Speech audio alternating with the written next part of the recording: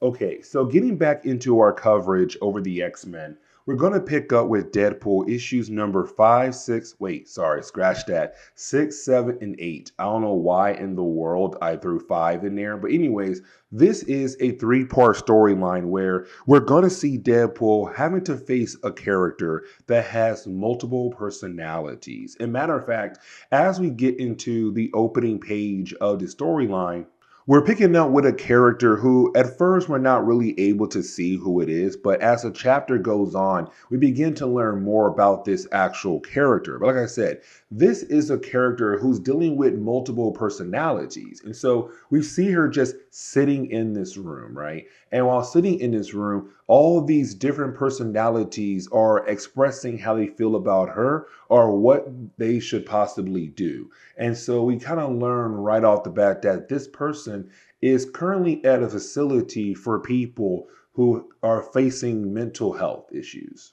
But now we have to shift over to Deadpool. Now, around this time in Marvel Comics for Deadpool, he was somewhat dating Siren. As we all know, Siren is the daughter to Banshee, but also the fact that, like, Siren is part of X-Force. Now, for Siren, she kind of believed in Deadpool. And what I mean by that statement is that she believes the possibility that Deadpool can turn his life around and no longer be this, assassin, this contract killer, that maybe, just maybe, he can begin a new life for himself, but also with her involved. And for Blind Owl, who's currently Deadpool's prisoner, she's really kind of hoping that maybe Deadpool will try to make things work with Siren. And for Blind Owl, she's really surprised that Deadpool is really trying to be a better man. And really for Blind Owl, she's also surprised about the idea that Deadpool has not really tried to,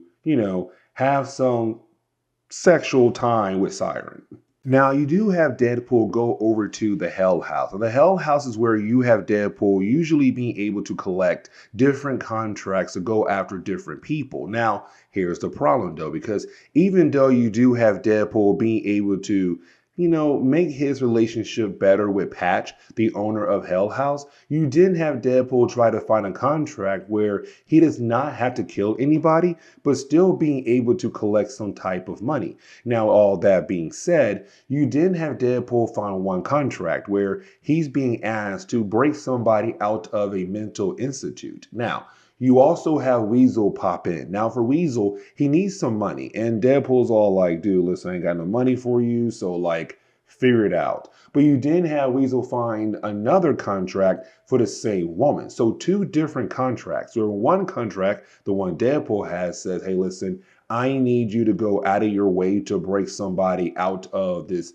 mental institute. While the other one says, like, no. I need you to break in there and kill off this person who's inside that mental institute. And so Weasel says, why not go ahead, break her out, collect the money for your contract, and we do find her annoying, quotation marks there, we'll then go ahead and kill her off and get money for the second contract as well. And the thing is, I'll kill her off because then you're not the one who's out there still killing.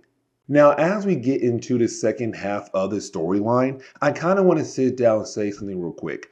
This storyline does kind of poke fun at the idea of mental health. And for me personally, I'm not okay with that because, mental health is a very serious issue. But with me covering the storyline, it's not really me agreeing with some of the jokes being done in the idea towards mental health. It's just me right now covering the storyline as a way to, build up our coverage over the X-Men in all different types of ways, including Deadpool. Now, with that being said, you also have Deadpool and Weasel being able to work together to sneak their way into the actual mental institute. Now, once you do have the two characters get inside the mental institute, for Deadpool, he's then confronted by another character.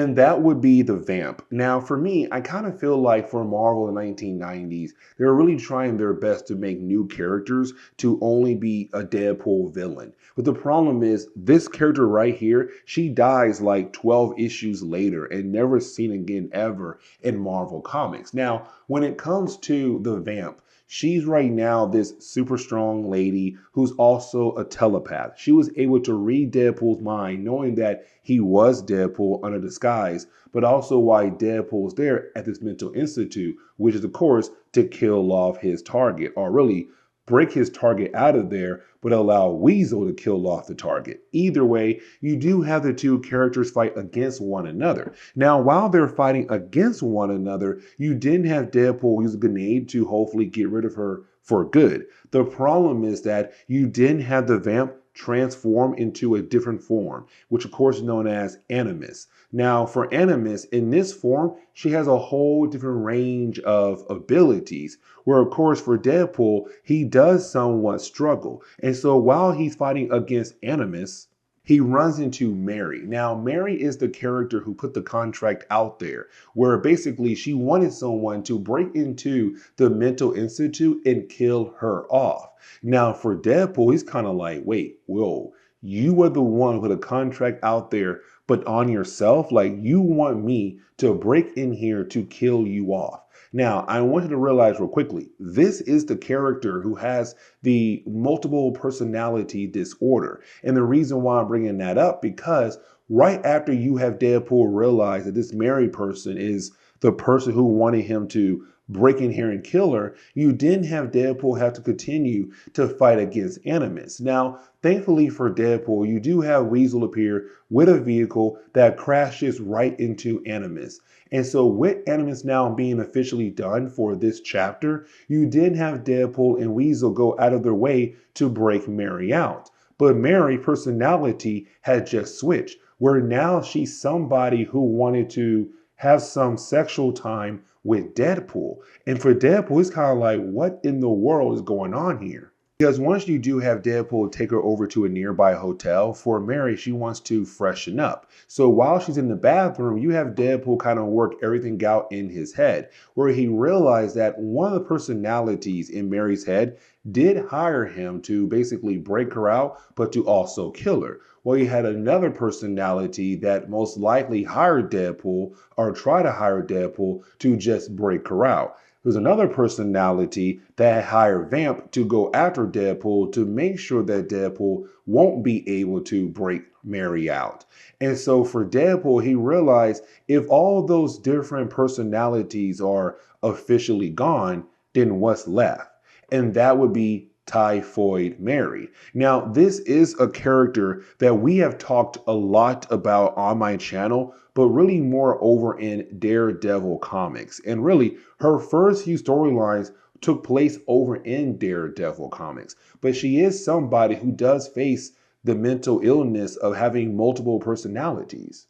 Now, as we transition into the second chapter, we really do pick up with Deadpool right now, fighting against Typhoid Mary. Now, when it comes to Typhoid Mary, we do learn here that this personality did not really plan on paying off Deadpool. And the reason why, because well, she had no money in the first place, but she wanted to use Deadpool as a way to break out of that mental institute. And so for Deadpool, is him kind of realizing that he's being played. Now, once you have Deadpool being able to overcome all her different attacks, you did have Typhoid Mary say, fine, just take me over to the Kingpin, because for the Kingpin, she was kind of like his right-hand man or right-hand woman. But either way, right now in Marvel Comics, the Kingpin is currently not around. And so for Deadpool, he's all like, listen, you have no money. The Kingpin's no longer around at the moment, which also means you really can't pay me. But I do have an idea of what you can possibly do. And so you had Deadpool go ahead and take her over to the Hellhouse. But this storyline is also kind of building off the idea we saw in an earlier video, a character known as T-Ray. Now for T-Ray, he is somebody who's also a mercenary who works out of the Hell House as well, but he's also somebody who wants to bring down Deadpool and fully believes that he has the ability to accomplish that type of goal. And so you do have T-Ray go ahead and confront Weasel. Now, when it comes to Weasel, he begins to freak out, but it's T-Ray telling Weasel like, listen, at 8 o'clock or whatever time, I'm going to see Deadpool. When I see him, I'm going to, well, basically end him. Now, for Weasel, he begins to freak out here, but it's also Weasel realizing that there's a possibility that he should go out of his way and warn Deadpool about T-Ray.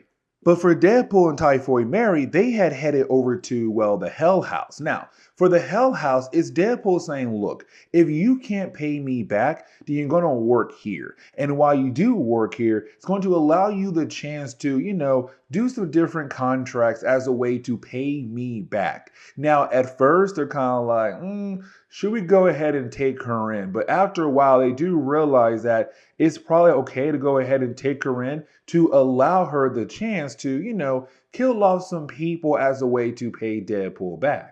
But while you have all that going on, for Weasel, he had teleported over to the home of Deadpool. Now, for Weasel, he was able to use the technology in his big brain of his to kind of figure out where Deadpool lives. But the problem is he's never been at Deadpool's house. And so when he does arrive at Deadpool's home, well, he's confronted by Blind Owl, and she begins to freak out. And the reason why, because she says if Deadpool walks in and figures out that he has been here, then most likely Deadpool will kill off Weasel, but also kill her off as well. And remember, Blind Owl is a prisoner, but we don't know truthfully why she is a prisoner of Deadpool. And so it's her telling Weasel, get the heck out of here. But back at the Hell House, you didn't have T-Ray walk in. Now, when T-Ray walks in, I officially thought like, okay, it's going to be Deadpool fighting against T-Ray. It doesn't happen here. And the reason why, because you learn that apparently in the past, Typhoid Mary and T-Ray, they used to date one another. They were technically a couple. And so now we're seeing T-Ray being surprised that Typhoid Mary is at the Hell House. Now, after you have the two kind of go their separate ways, you have T-Ray shift his focus back onto Deadpool. Now, again, I thought like, okay, it's now time for the big battle. We don't get that. And the reason why, because for T-Ray, he's very upset about the idea that Deadpool had brought Typhoid Mary over to the Hell House. And the reason why, because for T-Ray, he says that Typhoid Mary was trying her best to get the heck out of this life. But here's Deadpool right now bringing her back into that life. Now for Deadpool, he does truly express the idea that he does not care at all. That for Deadpool, it's kind of like, well, you know what? She has to pay me somehow, and I figured the best way to pay me back is to do some jobs here at the Hell House. Now, for T-Ray, he does get upset and put some kind of seal on the mask of Deadpool, where of course it begins to burn off. Now, when we do switch back over to Weasel and also, well, Blind Owl, you have Blind Owl go out of her way to technically force Weasel out of the home of Deadpool with the idea of the possibility that if Deadpool finds out, he might kill them both. But to kind of go ahead and close on this chapter here, we do switch back over to Deadpool and also, well, Typhoid Mary. Now, in the middle of the commotion of Deadpool mask being burned off, you didn't have Deadpool unfortunately kick Typhoid Mary out the window. Now, with him doing that, she does take a hard fall, but you didn't have Deadpool get a makeshift mask on his face where, unfortunately for Typhoid Mary, when she looks at Deadpool, she don't think it's Deadpool, she thinks it's Daredevil. But also with the fall she just had, it begins to help her remember what she's supposed to do apparently. Where apparently she is supposed to go after a character known as the Red Man.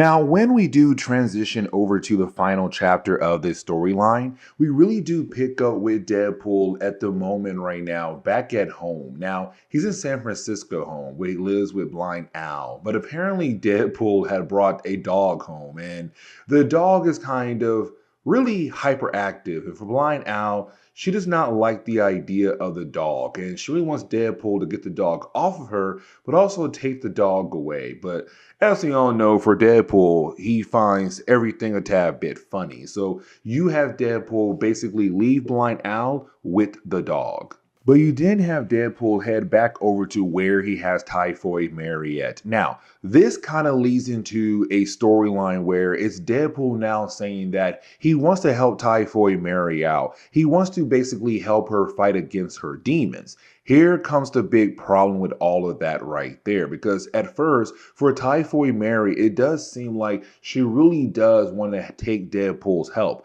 allow him the ability to possibly make her a better person. But in reality, no, because once you have Deadpool go out of his way to release her, you did have Typhoid Mary say, hey, you know what? I'm going to break your wrist. That's one thing. But two, I'm going to show the true you, the true side to you, because I realize you're right now trying to pretend to be something else. But it's also her saying, like, hey, you have to catch me because right now I'm about to go on a killing spree. If you don't stop me at a certain point in time, someone is going to die. And I'll keep going after somebody else after every single, 15, 20 minutes, whatever. And so she does leave. And for Deadpool, he realized that most likely he has made a big mistake.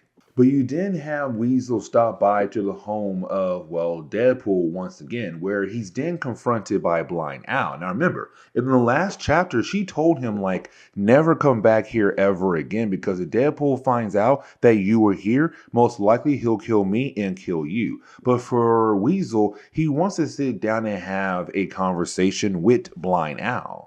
Unfortunately, we have to jump back over to the battle between Typhoid Mary and Deadpool. Now, when it comes to their battle, it's really more of Typhoid Mary trying to help Deadpool out, quotation marks there. And the reason why I'm saying that, because it's her wanting him to realize that he is trying to be something that he is not. He's trying to pretend to be like a hero, but in reality, this is a guy who's not a hero at all in her eyes. Now, as we all know, it's Deadpool right now trying to turn his life around for Siren, but that's the thing for Typhoid Mary. Why are you trying to pretend to be something yet you are not? And so as she goes out of her way to harm more and more people, and you have Deadpool trying his best to stop her, she continues to play mind games with the words she uses against him, to the point where she basically pushes him to start beating down on her. And it's really brutal. I mean, really brutal. But it's the idea that he crossed the line. Like, him being a hero, he went too far. Now, technically, when I say it was brutal, like, yeah, it was, but not the point where we've seen other heroes go too. But for Deadpool's sake, you're trying to be this hero, and here you are right now beating her down so bad that the public is looking at him like, what in the world is wrong with you? It's truly messed up. And so Deadpool walks away, but now it's Deadpool kind of questioning the idea of, can he be that hero? And so this is where we're going to end today's comic book video. So please leave me a like down below and subscribe. But guys, see y'all next time. Later.